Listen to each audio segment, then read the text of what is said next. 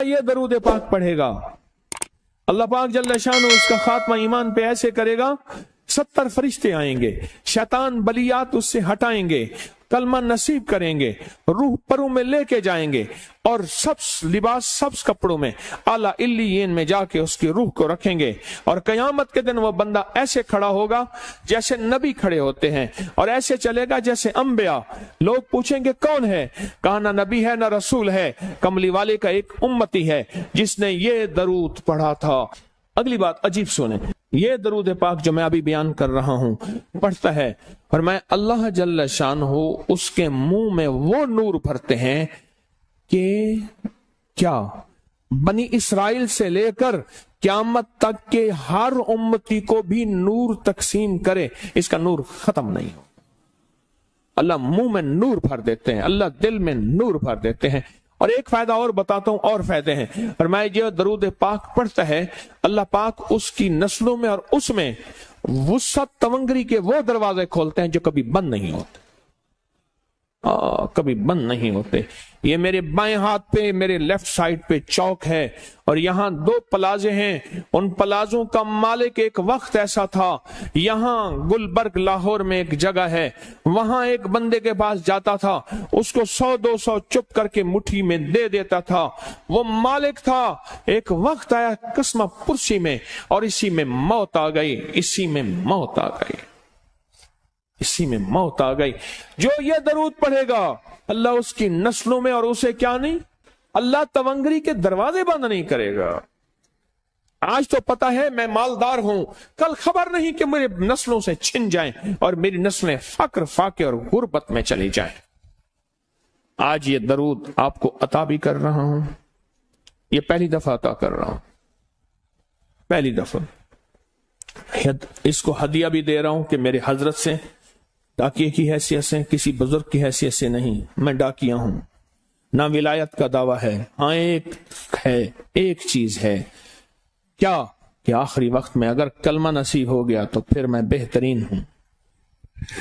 تو یہ درود پاک عجب ہے، پہلی دفعہ ہدیہ کر رہا ہوں، بڑوں نے دیا ہے ڈاکیے کی حیثیت سے، ڈاکیے کی حیثیت سے۔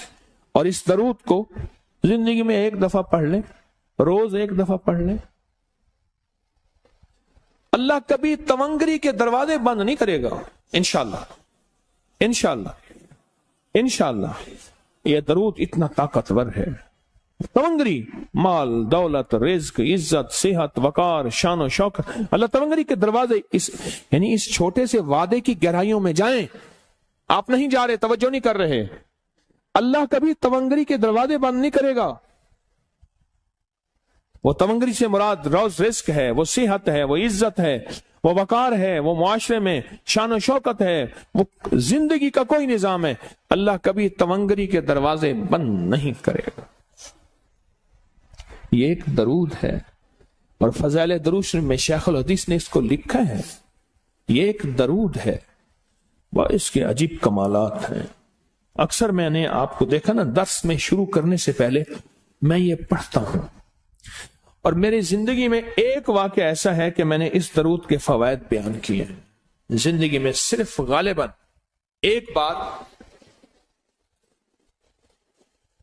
اس درود پاک کے فضائل، برکات اور کمال بیان کیے ہیں، شاید ایک دفعہ۔ عجب درود ہے، اللہم لک الحمد کما انت اہلہ، اے مولا میں تیری حمد کرتا ہوں جتنا تو اس کا اہل ہے۔ اللہ کی اہلیت کتنی ہوگی، اللہ کی عظمت کتنی ہوگی، اللہ کا وقار، اللہ کی شان و شوکت، اللہ کا غلبہ کتنا ہوگا، کوئی گمان کر سکتے ہیں؟ فصلی علی محمد کما انت اہلہ، اور سلام بھیجتا ہوں، درود و سلام بھیجتا ہوں محمد پہ، جتنا وہ اہل ہیں، جتنا ان کی عظمت ہے، جتنا ان کا وقار ہے، جتنا ان کی شان شوکت ہے۔ وَفَلْ بِنَا مَا أَنْتَ أَهْلُهُ، پھر تکرار کر رہے ہیں، إِنَّكَ أَنْتَ أَهْلُ التَّقْوَى وَأَهْلُ الْمَغْفِرَةِ، آپ سے بڑا تقوی والا کون ہے، آپ سے بڑا مغفرت والا کون ہے۔